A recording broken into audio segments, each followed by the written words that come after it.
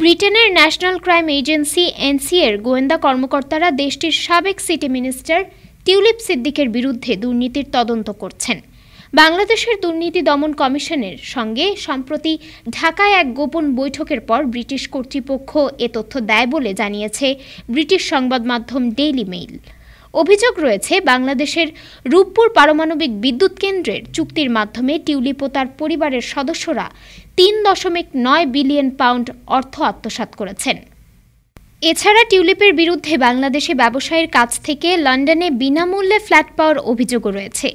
টিউলিপের বিরুদ্ধে ওঠা দুর্নীতি প্রমাণিত হলে তার 10 বছরের জেল হতে পারে, কারণ ব্রিটেনের ব্রাইবারি অ্যাক্ট 2010 অনুযায়ী কেউ বিদেশে ঘুষ গ্রহণ করলে তার বিরুদ্ধে ব্রিটেনে মামলা এবং সর্বোচ্চ 10 বছরের কারাদণ্ড হতে পারে।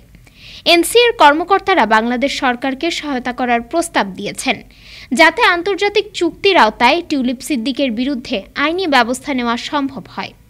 বাংলাদেশ সরকারের সূত্র জানায়, বৈঠকে এনসিএর প্রতিনিধি দল আন্তর্জাতিক চুক্তি অনুযায়ী টিউলিপের বিরুদ্ধে বাংলাদেশের আনা অভিযোগ তদন্ত করার প্রস্তাব দিয়েছে। ওই সূত্র আরও জানায়, এনসিএ ব্রিটেনের হ্যাম্পস্টেড ও হাইগেট এমপির বিরুদ্ধে মামলা করার জন্য প্রমাণ সংগ্রহের চেষ্টাও করতে পারে।